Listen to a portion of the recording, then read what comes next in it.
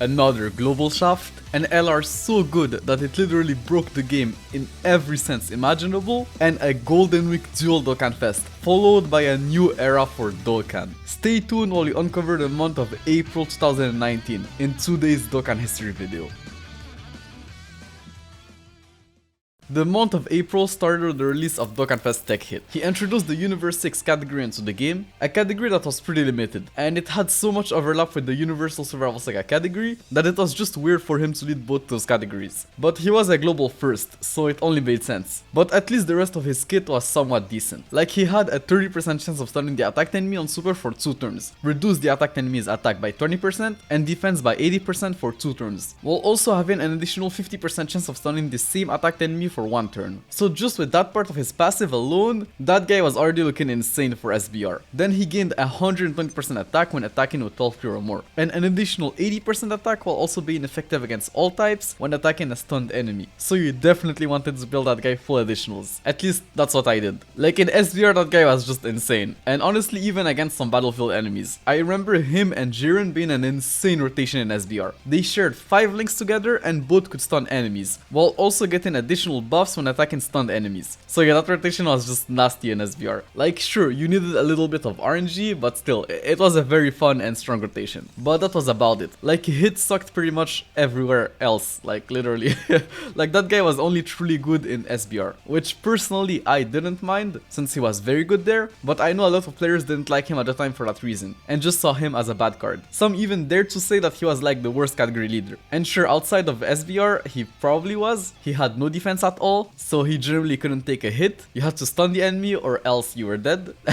But with some thinking and a little bit of RNG, he was probably one of the best category leader in SBR. As for his new banner units, in Buddha Magetta was alright, like they raised their defense by 30% for 6 turns on super, had Shrieky and 120% attacking defense at the start of turn, and guard when below 80% HP. So definitely like a solid defensive unit. Like they were both good and short and long events defensively, but I don't know, I don't really remember like using them much. Strength full power Frost was, well, okay I guess. Like he greatly raised his attack for 1 turn on super, had Shrieky for his first 6 turns, and gained 120% attack and 60% defense, as well as a 30% chance of stunning the attacked enemy for 1 turn when attacking with 12k or more. Like I guess to some extent he could have been useful in like SBR with his stun chance, but yeah, he really wasn't all that. Tech Hits Dokkan event also came with some new Dokkan Awakenings. Champa was actually pretty good. He was a sub leader for the Universe 6 category and the physical type, so honestly not bad for battlefield. Greatly lowered defense on super, had a 30% chance of gaining 200% attack at the start of turn, and gave Universe 6 category allies 2 key and 40% attack and defense. Like that super type buff was just insane, and paired so well with Tech Hit since he got most of his buffs when attacking, so his attack on super would actually calculate separately from Chenpa's support, and yeah, it just made him hit so hard. Physical Buddha Magetta was a very interesting unit. His leader skill gave 40% damage reduction to all units, he had 80% defense at the start of turn, and had a 50% chance of gaining an additional 50% damage reduction when receiving an attack within the turn. So this guy could potentially be invincible under his own leader skill. Leader skill that, like I said, was very interesting. I remember a lot of players using him to beat multiple hard events like Easy As or Super Battle Road. The runs took forever, but with the right units, you're pretty much invincible. So it was worth it if you had the patience for it. A lot of patience.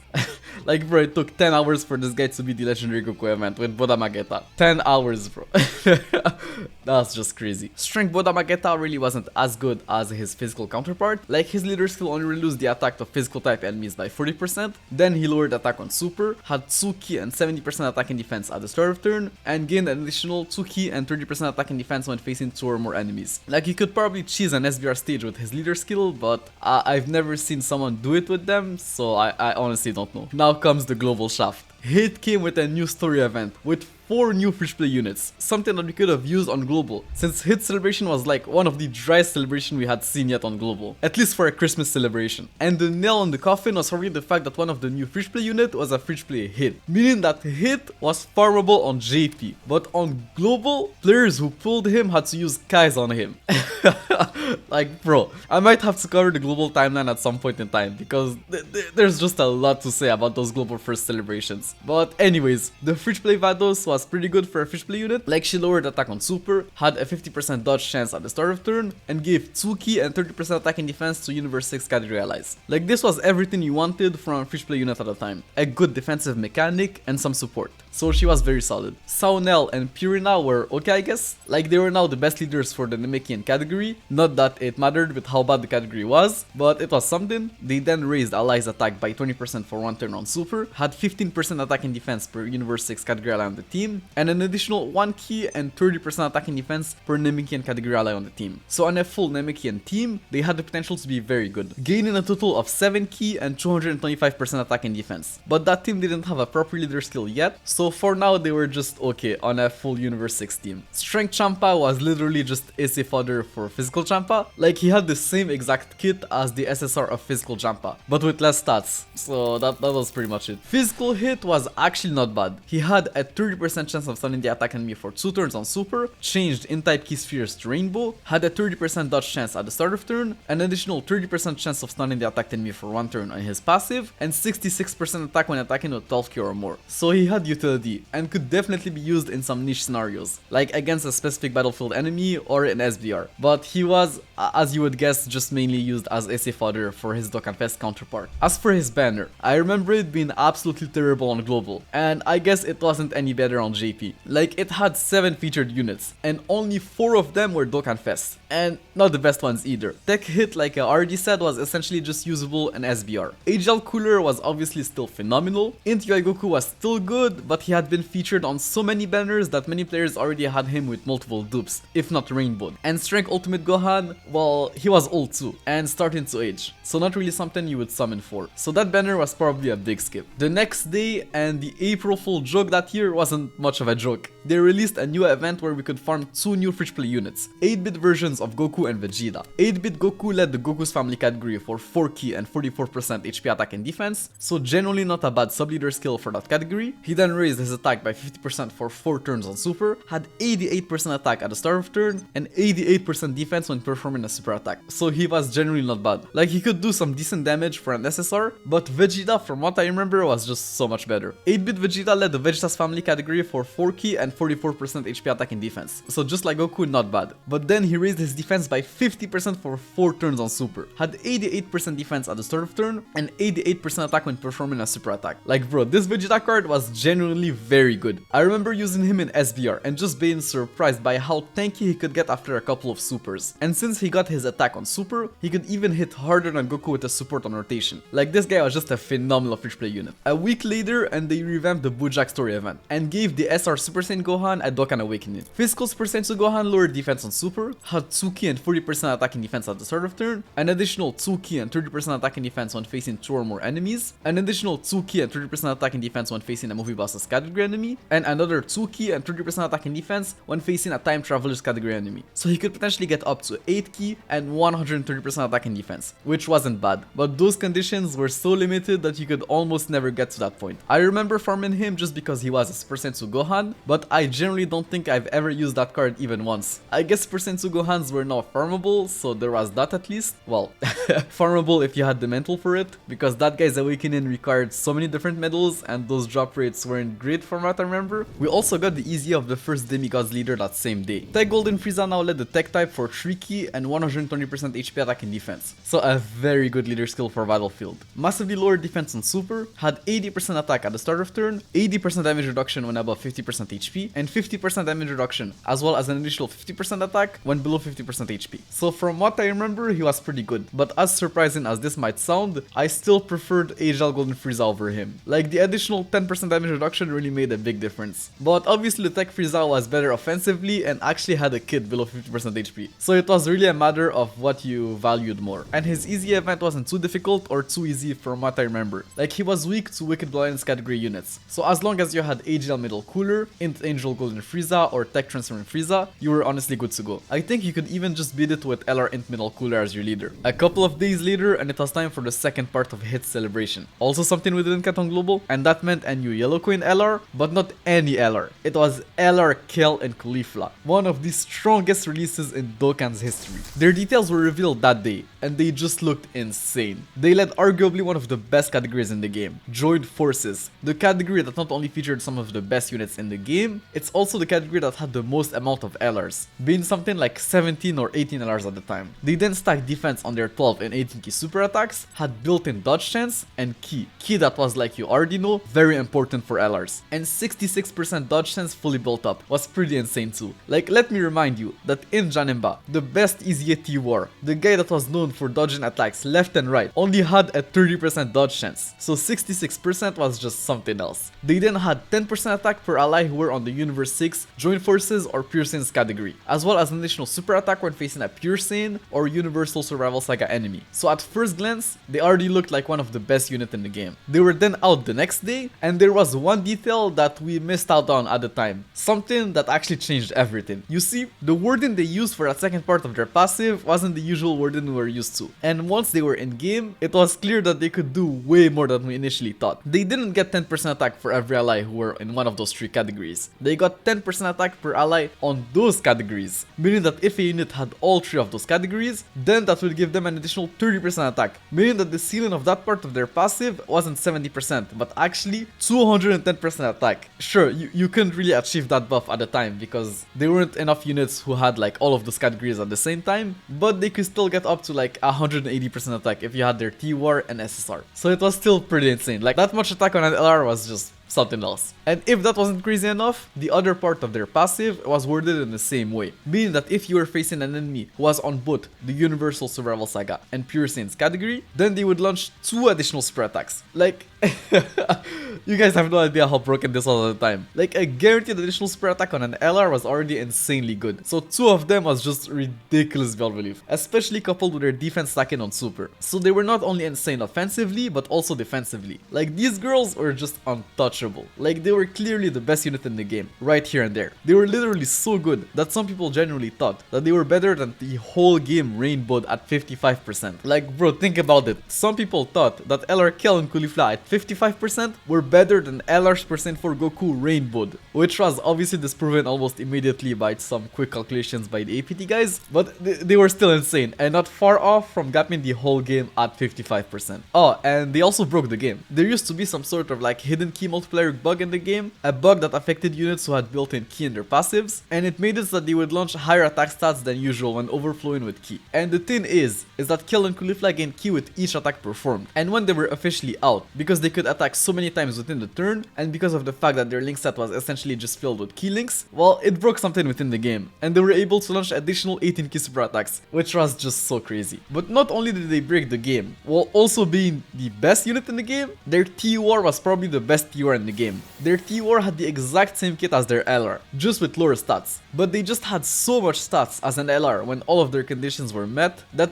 even having like half of those stats still made them so OP, and the fact that they stacked infinitely definitely helped their case. And honestly, their SSR was probably also the best SSR in the game. A crazy unit, bro, a crazy unit. They were just insane. LR Kale and Caulifla also came with 2 new banner units. Tech Caulifla was a sub-leader for the Universe 6 and Peppy Girls categories, stacked attack and defense on super, had 60% attack and defense at the start of turn, 6% dodge chance per Universe 6 or Peppy Girls category around the team, and since it was worded in the same way as the new LR Kale and Caulifla, it meant that on a full Peppy Girls and Universe 6 team, they could have up to 84% dodge chance, which was just insane. But if that wasn't crazy enough, she had guaranteed dodge against a Universal Survival Saga or Pure Saiyans category enemy, so this was just so insane. You could genuinely slap that girl on any team, even without a leader skill buff, as long as you were facing a Pure Saiyan or Universal Survival Saga category enemy. This card single-handedly made Dokkan rethink the way they made their endgame content, and later on, like literally the next month, started including bosses that disabled dodge. Strength Kale was just as good. She was a sub-leader for the Pure Saiyans and Universe 6 categories, stacked attack and defense on super, had 60% attack and defense at the start of turn, gained 10% attack per Pure Saiyans or Peppy Girls category ally on the team, meaning that on a full Pure Saiyans and Peppy Girls team, she could get up to an additional 140% attack, and she launched an additional super attack when facing a Universal Survival Saga or Pure Saiyans category enemy, meaning that if the character she was facing was on both those categories, she could launch up to 4 super attacks within the same turn. This was just insane. Like, keep in mind that she was stacking attack and defense on super. Like, that card was just cracked. and completely dominated the Legendary Goku event once that was out. Well, honestly, all 3 of them just dominated the Legendary Goku event. Like, they were clearly built for that event. As for their banner, well, it was a regular yellow coin banner, so pretty bad, but LR Kale Caulifla and their new banner units were just so good that it was genuinely worth summoning for them, even if Golden Week was right around the corner. And talking about Golden Week, we got new V-Jump leaks around the same time, and it looked like the month was going to end with a new Transforming Sword of Hope Trunks and a new Transforming Merge Zamasu. But what was interesting here is that they were going to be the first active skill transforming units. We weren't sure how this was going to work at the time, but we knew that they were at least going to be fun to use, and that they were probably not going to be as good as LR Kale Caulifla. So it was probably still worth it to summon for LR Kale Caulifla. The next day, and we got a notice in the news saying that they're currently investigating the key multiplier bug, and that it was going to be fixed in a future update. They also at the same time teased the next legendary campaign, this time for Prime Battle LR Vegeta. And just like Trunks, you had to have him fully awakened before the beginning of the campaign to get all of the rewards. 4 days later, and the update 4.3.0 was out. The update that added the boost feature, where you could use twice the amount of stamina on a stage to get, well, double the rewards. This was so useful for like Dokkan events or just farming stuff. They also added some additional filters, where you could now filter units by specific super attack effects or link skills, which was definitely useful. And they also improved the scouter function on banners, like they revamped the whole UI and everything. They also tried to fix the key multiplier bug, but somehow just broke the game even more, like quite literally broke the game.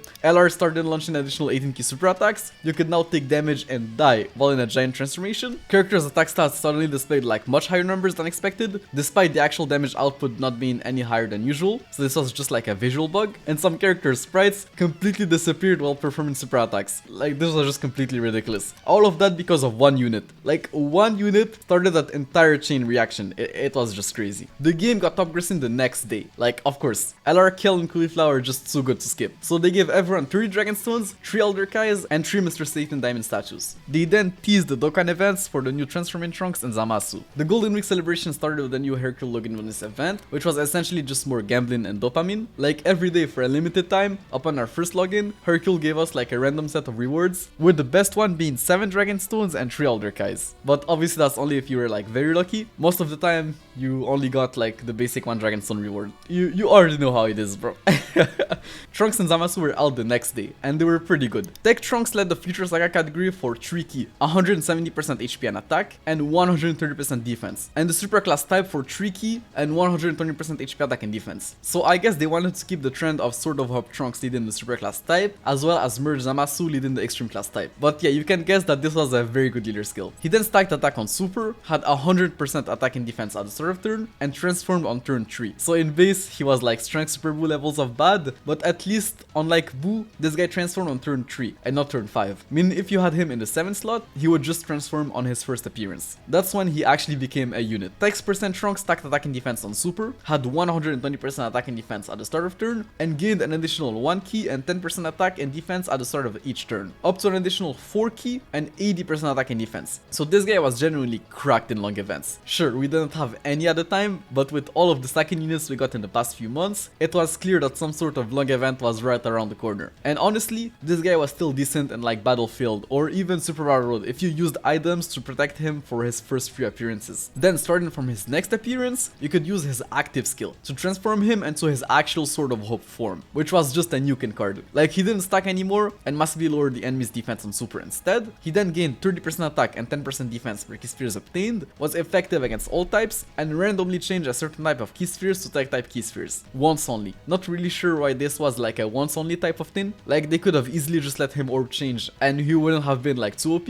but it was clear that they really wanted you to only use his transformation at the end of a fight as like some sort of finisher, which I guess was fine. Like, I personally really liked his design at the time. Like, you could stack as much as you wanted and then just nuke the enemy when you wanted to, and him being effective against all types was just so good in the Legendary Goku event since the last phase was in. HL Zamasu was, outside of like long events, in my opinion, better than Trunks. He led the Realm of Gods category and the Extreme Class type, so a very good leader skill. Like, the full Zamasu team was just back on the table and it was just such a fun team to use. He then greatly lowered defense on Super, had 100% attack at the start of turn, 40% damage reduction, and recovered 7% HP when below 70% HP. Like, this guy was very good in SBR, even in base. He was pretty much invincible with a Whis or Icarus active, and just like Trunks, he transformed on turn 3. Merge Zamasu now had 2 key and 120% attack, 40% damage reduction, and recovered 10% HP when below 80% HP. So honestly, not as much as an improvement as Trunks, but his link set was now much better. Like, he had big bad bosses transformed, meaning he had some sort of starter turn defense with his damage reduction, so when that was active, this guy could genuinely take hits in SBR without an item active, and even better if you had like some sort of super type unit on rotation.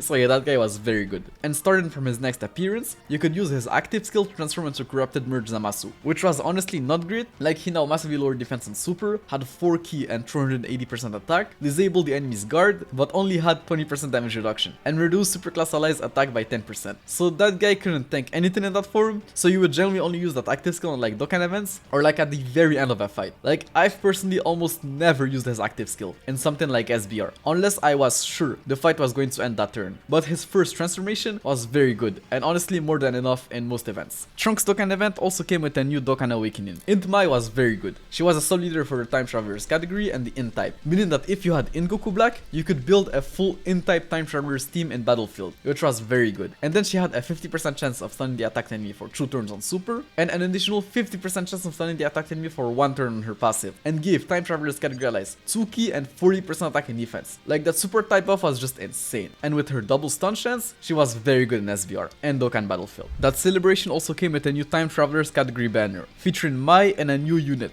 which I'm pretty sure was a first. Like, this was the first time that a special category banner featured a new unit, and that new Goasu was also unfeatured on Trunks' banner, but for some reason not on Zamasu's banner, which was kind of a scummy move since he was way better on Zamasu's team and helped Zamasu a lot more than Trunks with his defensive support. But yeah, physical Goasu and Zamasu were very good. They were sub leaders for the Realm of Gods category, sealed on super, gave all allies 2 key and 70% defense, had 50% dodge chance at the start of turn, and 5 key and 100% attack when attacking an extreme class enemy. Like, this was just an insane unit. They were phenomenal in both SBR and Battlefield. But the crazy part is that their SSR had a different name and wasn't bad either. Like, physical Goasu still sealed on super, still had a 50% dodge chance, and gave all allies 1 key and 50% defense. Like, this was genuinely not bad. So if you're lucky enough to pull multiple copies of this guy, you could run him alongside his TUR, and they made Agel Zamasu so much tankier. Like, Agel Zamasu with defensive support was genuinely a beast defensively. As for their banners, they were insane. Trunks' banner featured Agel Gogeta Blue, who was still like a top 5 TUR in the game, physical featured Gohan, who kind of sucked at the time, but became an absolute monster the next month in the Legendary Goku event, Agel's % Blue Evolution Vegeta, who still had a phenomenal leader skill and was very good next to the new Transforming Vegeta, Tech Vegeta Blue, who was somehow still one of the hardest hidden TR in the game, and Physical Vegeta Blue and In Sword of Hope Trunks, who sure weren't all that anymore, but were probably going to get an easier the following year, so some dupes couldn't hurt. Zamasu's banner featured Dragon Ball Super Broly, who still had one, if not the best extreme class leader skill in the game, In Goku Black, who just like physical featured Gohan, became an absolute monster the next month in the Legendary Goku event, Agel Turles and Strength Rose, who were still valuable units due to their support, and I'm pretty sure Strength Rose was now like better than ever on Zamasu's team, and Tech Merge Zamasu and Agel Rose, who were probably getting an easy in the following year. And those banners obviously hit top grossing, so they gave everyone 3 Dragon Stones and 2000 Agel and Tech type potential orbs. We also had a new campaign with daily missions that gave us stones every day for 10 days, for a total of 41 Dragon Stones, so definitely not bad. And as for Vegeta's legendary campaign, it added additional drop rates for Goku and Vegeta's Prime Battle events, Goku's family for Vegeta's Prime Battle event, and Vegeta's family for Goku's Prime Battle event. The month ended with a Super Golden Week campaign to celebrate a new era for Dokkan. I honestly forgot what this was about, but I think it was because Japan got a new emperor or something like that. Anyways, what happened next was just insane. The whole thing started with a special Loganimus campaign that gave 10 Dragon Stones the first day, and then 2 Dragon Stones every day for the entirety of the campaign. And then they dropped a new era banner, which was essentially just the New Year Step Up banner with an improved pool of characters, but with only 1 rotation available. So yeah, you can guess that that banner was insane. And with the amount of stones they gave during the Golden Week celebration, it wasn't even that bad of a time to drop something like that. It was just a must summon for almost everyone. So yeah, this is it for today. In the next history video, we'll go over the long awaited event that completely changed the meta, the Legendary Goku event. But until then, take care. Peace.